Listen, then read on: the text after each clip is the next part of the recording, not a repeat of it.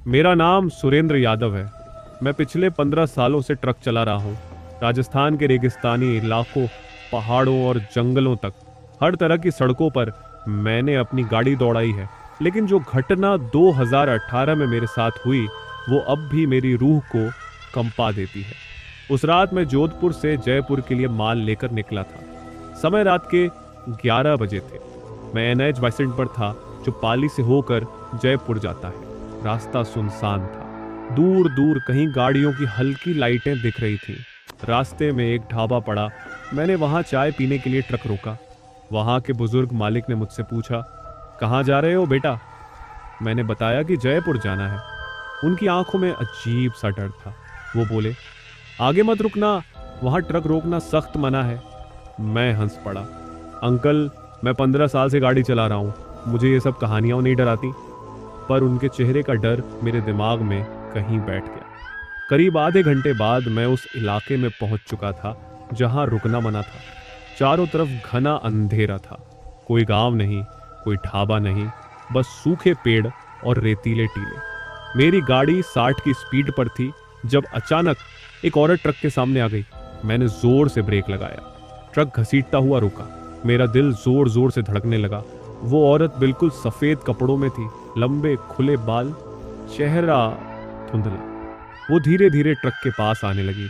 मुझे ढाबे वाले की बात याद आई, गाड़ी मत रोकना। मैंने तुरंत एक्सीलेटर दबाया, पर ट्रक बंद हो गया। डीजल टैंक फुल था, कोई खराबी भी नहीं थी।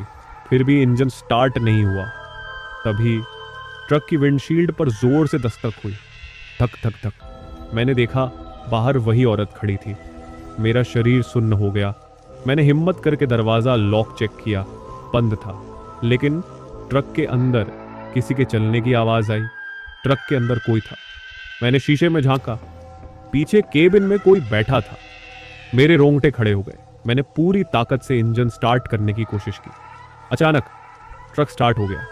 मैंने फौरन गियर डाला और पूरी ताकत से एक्सीलेटर दबा दिया।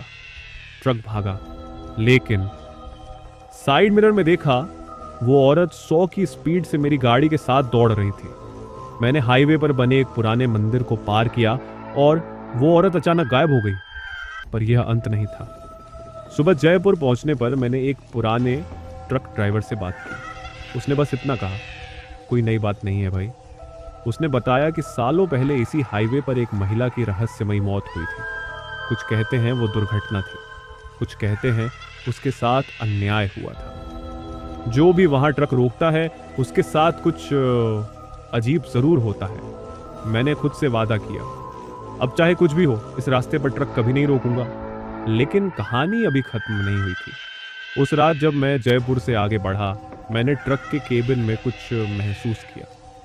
हल्की सांसों की आवाज। मैंने शीशे में देखा, पीछे कोई नहीं था। फिर किसी ने मेरी गर्दन पर हल्का सा हाथ रखा। मेरे हाथ कांप गए। दिमाग में एक ही आवाज गूंज रही थी, पीछे मत देखना। मैंने खुद को समझाया कि ये मेरा भ्रम होगा, लेकिन जब मैंने साइड मिरर में देखा ट्रक के पीछे कोई चल रहा था। मैंने स्पीड बढ़ाई 80 तो नूडू 100 परछाई अब भी पीछा कर रही थी। तभी ट्रक के शीशे पर धूल भरी हथेली का निशान उभर आया। अब मुझे यकीन हो गया कि कोई था। कौन और क्यों? एक भयानक मंजर। रास्ता धुंधला लगने लगा। फिर अचानक ट्रक के सामने एक टूटा हुआ पुल आ गया। मैंने जोर से ब्रेक मारा।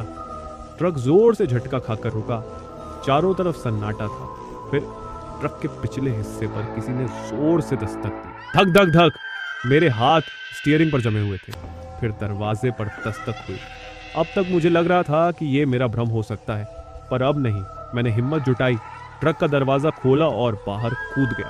भागा, पर जैसे ही 2 कदम बढ़ाए, रास्ता गायब। चारों तरफ धुंध थी। फिर सुरेंद्र, मैंने पीछे देखा।